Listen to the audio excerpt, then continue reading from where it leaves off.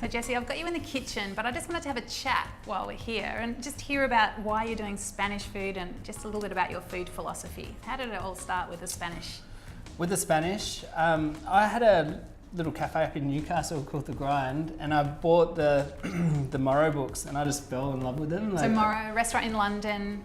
Yeah. And it was Andalusian, sort of like southern Spanish food with lots of Moorish influence, and I just hadn't cooked that. I'd come from a much more French background, which I love as well. And yeah, I just sort of fell for that food. We sold the restaurant and went overseas and got a job at Morrow. And then part of my job there was actually doing stealth trips on Ryanair or SleazyJet to Spain, and like putting ham-ons in our backpacks, like really beautiful like Joselito, and like, you know, go tasting and get some amazing charcuterie and shoot back to London. So we would do that every 3 weeks or so. What drew you to those flavours or that style of cooking? Oh, look, I just started cooking it in Newcastle and just like really loved it. And then when I was in London, I was like, wow, this is amazing. And then when we went to Spain, I started meeting everyone, and I just loved the culture and the people and like the temperature of how they'd serve food and just how they drank and ate. It was a bit different than what I've seen in Australia. Like families are out at midnight, restaurants don't open till 8:30.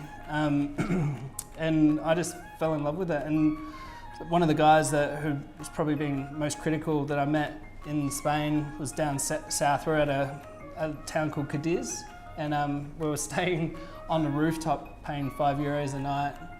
You get a little mattress, and then this guy called Cesc Castro, who's a food writer in Barcelona, and then I was there with my wife Vanessa, and we went on all these tours together. So we went and got a taxi, bus, hired some random guy to take us to this village to try the tuna, and then the cured tuna, the mahama, and sort of lots of exciting sort of things. And then we went and lived there for 6 months and just ate and drank and.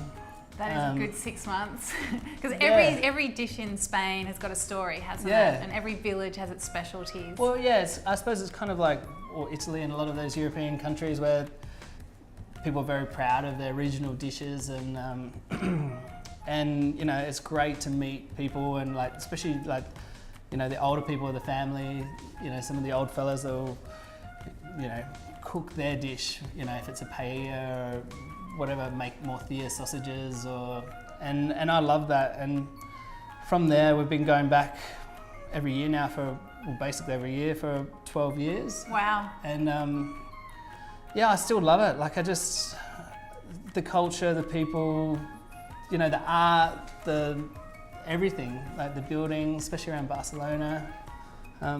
It's an amazing place. When you bring the Spanish food back here to your restaurants in Australia, do you change the traditional dishes, or do you see it as your role to just really represent them and bring them back exactly the same? It sort of depends on the dish a little bit. Like sometimes there's a dish that you just like, you've got to celebrate what it is and try and keep it really traditional. But then, just being a chef, like you want to put your element to a lot of the dishes, so yeah. So I love the way that you brought Spanish flavours and your own special tweaks and touches to the dishes you've shared on Dani Valent Cooking. So guys, make sure you check out the recipes on the site, and thanks for sharing your food experiences here today. Thank you.